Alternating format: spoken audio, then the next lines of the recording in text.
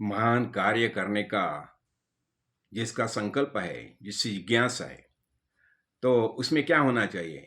ब्रह्मा, विष्णु और महेश, इन तीन देवताओं की सर्जक, पोषक और संहारक शक्ति होनी आवश्यक होती है।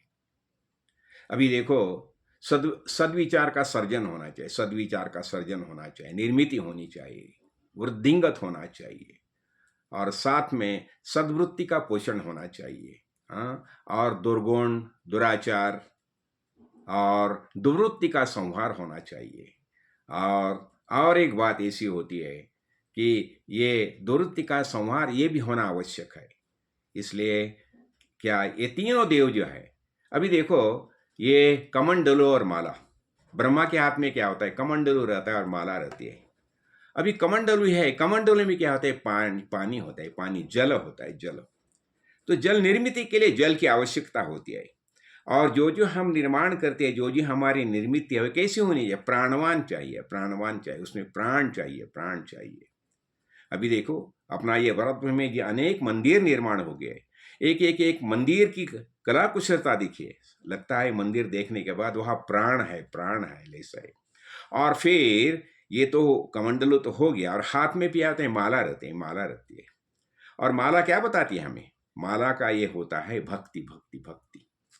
ये प्राणवान होना चाहिए और ये भक्ति होनी चाहिए, भक्ति होनी चाहिए। जब हम निर्माण करते हैं, निर्मित करते हैं और भगवान को समर्पित करते हैं, तो उसे एक अलग माधुर्य आता है, माधुर्य आता है। तो हम क्या करते हैं? जो निर्माण करते हैं वो भगवान में हम समर्पित करते हैं। तो ऐसा हो गया, ये ब्रह्मदेव के हाथ में क्या हो गया? कमंडलो और माला होती, भक्ति का प्रतीक माला है। फिर क्या आता है? शंख और चक्र। विष्णु भगवान के हाथ में क्या होता है? शंख होता है, शंख। और शंख से क्या बताता है? शंख ध्वनि से वो सबको ये करता है, उत्क्रांत करता है, ये उद्घोष करता है, उद्घोष करता है, वैचारिक। तो शंख ध्वनि, देखो, जब भी हम हमारे सब युद्ध के जाते थे, देखो हर एक का शंख रहता था। और इतना ही नहीं, हर एक के शंख के नाम भी रखे गए हैं, देखो। तो ऐसे शंख ध्वनि करके उद्घोष करते थे। ठीक है, युद्ध के लिए भी शंख ध्वनि की आवश्यकता रहती थी। और चक्र, चक्र, चक्र यानी क्या होता है? जो क्रियाशील होता है, वो उसका जितना जो एरिया है, जितना उसका कार्य क्षेत्र है, वो कार्य क्षेत्र में चक्र जैसा घूमना चाहिए, चक्र जैसा घूमना चाहिए। जब भी हम श्री कृष्ण भगवान का चरित्र देखते हैं, देखो कैसा वे पूरा भरत भूमि में चक्र जैसा घूमता था, सब जगह कहाँ क्या चल रहा है, क्या चल रहा है, क्या चल रहा है।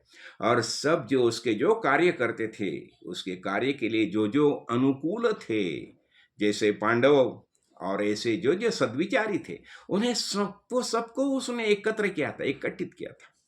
महाभारत युद्ध के पहले हम देखेंगे तो वो जो पार्श्वभूमि देखेंगे, पता चलता है कि श्री कृष्ण भगवान जो चक्र जैसा घूमता था, चक्र जैसा घूमता था सब जगह में।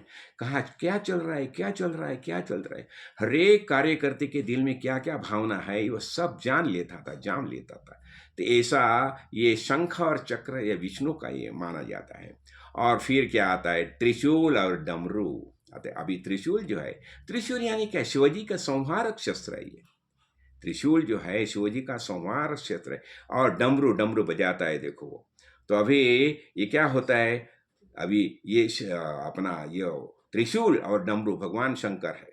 तो अभी देखो, ब्रह्मा निर्माण, कमंडल के पाणिहार यानी है जीवन निर्मिति, प्राणवान होनी चाहिए। और उसके हाथ में माला है, माला यानी भक्ति चाहिए, भक्ति चाहिए।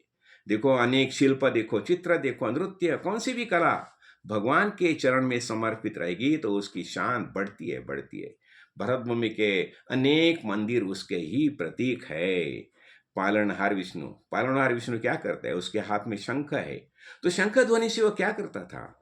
प्रेरणा देता था। और चक्र गति सूचक है, चक्र गति सूचक है, गति बताता है, गति बताता है। तो अपने कार्य क्षेत्र में चक्र के समान घूमता रहता था, घूमना चाहिए। देखिए, फिर शंख ध्वनि से तेजस्वी विचार का उद्घोष होता था, उद्घोष, शंख, तेजस्वी विचार, तेजस्वी विचार, वैचारिक प्रबोधन होना चाहिए। और फिर देखो शंकर, शंकर ये संहारक देवता है। और तो भी त्रिशूल संहार का भी है, डमरू संगीत का प्रतीक है। और संहार और संगीत साथ में रखने वाला देव महादेव माना जाता है। देखो, उसके साथ संहार भी है और संगीत भी है, और इसलिए वो महादेव माना जाता है। देखो मृत्यु जो है ना, मृत्यु कोई भयानक ऐसी घटना नहीं है।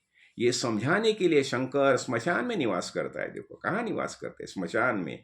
और मृत्यु यानी जीव और शिव का मिलन है। मृत्यु यानी क्या है, जीव और शिव का मिलन है वहाँ। हाँ, और ये मृत्यु यानी जीव और शिव का मिलन है। और शंकर भगवान हाथ में डमरू लेके क्या करता है, वहाँ वहाँ स्वागत के लिए उपस्थित रहते, स्वागत के लिए उपस्थित रहते हैं। विसर्जन जो है ना, जो विसर्जन करते हैं ना, जब भी हम गणेशोत्सव के समान भी हम क्या करते हैं, गणपति को हमने आह्वान किया, प्राण प्रतिष्ठा की, उसका पूजन किया, और बाद में हम उसका विसर्जन करते हैं। तो विसर्जन ये एक महान संस्था है, महान संस्था है। जूना छोड़ के नया धारण करना, ये संसार का प्रवाहन, ये प्रवाह है, संसार का प्रवाह। क्या, जूना छोड़ के नई धारण, नया धारण करना, और यही कार्य चलता रहता है। पूरा संसार क्या है, संसार में जो प्रलय बताया जाता है, प्रलय का क्या, प्रलय क्या समझाता है हमें, यानी जो नया धारण करना, जो ना, ये प्रवाह चला चाहिए, इस संसार चक्र तो चलता ही रहता है। तो ऐसे देखो, ऐसे ये महान सब गुण है। देखो ये ऐसी देवता भी हमने निर्माण की, क्यों, श्रद्धा भक्ति से निर्माण की। और ये इसके लिए कारण कौन हो गया, असुन अनुसया। ये अनुसया आके ये आए, ये तीनों देव आए, और वो दत्तात्रेय करके हो गए। तो ये अत्रि अनुसया उसके लिए कारण बन गए। देखो हम हमारी श्रद्धा भक्ति से ये सब देव का निर्माण करते हैं, और देव का पूजन करते हैं, और उनका जो गुण है, हम गुणग्राही बन के उनका गुणों का ग्रहण करते हैं। तो इसलिए ब्रह्मा विष्णु महेश, देखो कितनी बढ़िया ढंग से सब उनका कार्य चल रहा है। ये जो कार्य है, यही ईश्वर की निर्मित है। ईश्वर ने संपूर्ण जो निर्माण किया, ऐसा ही नहीं निर्माण किया, उसके पीछे खास वजह है, खास वजह है। और एकाकी न रमते द्वितीयम इच्छति, ऐसा आनंद मनाने के लिए यह संपूर्ण सृष्टि का निर्माण हो गया है। जय कार्ड सिद्ध, जय।